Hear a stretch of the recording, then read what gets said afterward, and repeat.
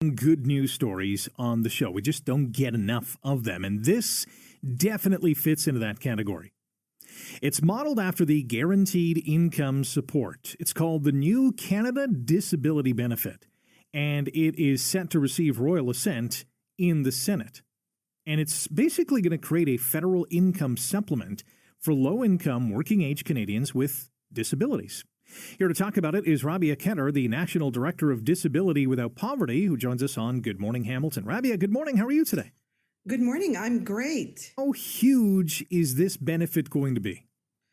It is absolutely huge. It is a game changer. It's systems change that doesn't happen after, like from generation to generation. That's how significant it is. If this did not happen this week, meaning that the bill passed the House last week and passed the Senate this week and awaits the Governor General's signature tomorrow, it wouldn't happen in my lifetime. And why do you say that? Well, we haven't, like you referenced the Guaranteed Income Supplement for seniors. Mm-hmm. How long ago was that enacted? You know, it was enacted like over, maybe 40 years now. I'm too young to remember that. Finally, we had a child benefit in 2016 for, families that were deemed lower income. And now we're going to have the Canada Disability Benefit. So once it receives royal assent, how soon can those with disabilities who are living in poverty receive the funding that they need? Next summer, as soon as next summer. Wow. It's going to take 12 months to get regulations in place. We're going to keep pushing at Disability Without Poverty like we have since the Prime Minister made his promise of this benefit in September 2020. We're going to keep pushing for it to be done faster. But we also realize that there's, the bureaucracy has to be set up to deliver the benefit. So the benefit needs to be designed. It has to fit in with provincial and other federal programs and has to be determined in terms of who qualifies, how much are they going to get, how are they going to apply for it, all that kind of stuff still needs to be sorted out.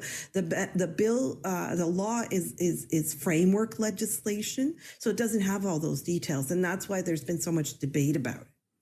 We're chatting about the new Canada Disability Benefits that is on the way as soon as next summer, according to Rabia Khedr, our guest on Good Morning Hamilton on 900 CHML. Rabia is the National Director of Disability Without Poverty. You can check out their website, disabilitywithoutpoverty.ca. Do you have any guesstimate on how much money people can receive? Is there benchmarks that are put in place or something you'd like to see? Well, we are pushing for the benefit to get people over the poverty line. So there's a market basket measure. There are 52 poverty lines or more across the country. And so it's complicated what that magic number should be. But we know what we're insisting on is that it has to get people over that poverty line. They have to be able to afford basic food and shelter. And right now, Canadians with disabilities, depending on provincial programs for income supports or otherwise, are living like 40% below the poverty line. Ontario gives one single individual with a disability who is not working $1,228.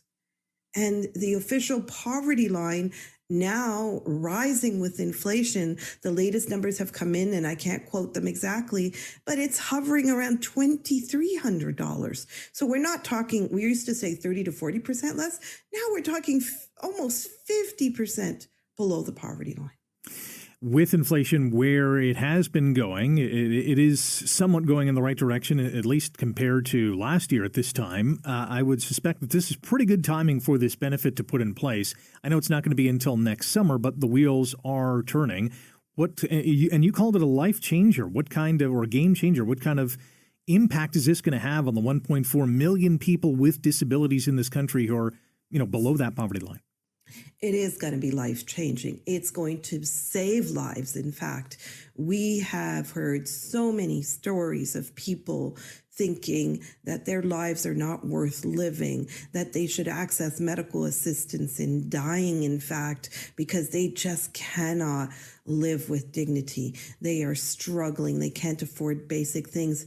Poverty is just pushing them deeper and deeper into the margins, and they can't cope anymore. So it's going to be a game changer. It's going to be a lifesaver. With the new benefit, do you have input on what it looks like, or is that all now within the government's realm? Well, you know what? Government will do what government's going to do. They will talk to us. We are going to push hard for co-design. They have committed that lived experience has to be a part of the conversation. We are pushing hard, giving our input, whether they like it or not, one way or another, whether it's through impacting public opinion or giving data, bringing forward stories. We are doing our part, and we will continue to do our part. We've, in fact, already, in anticipation of this bill, moved into the budget, the benefit campaign strategy that we have, and we have over 50,000 postcards circulating in collaboration with Community Food Centres Canada across this country that people are signing and mailing off to Minister Freeland to make sure that the budget gets the benefit gets budgeted this year, and that it's adequate, that it's not just symbolic or token, that's really not going to have a substantive impact on people's quality of life. It has to change their life. Absolutely. Rabia, congratulations on helping get this over the goal line, and thank you for waking up with us and sharing this with our listeners. Thank you.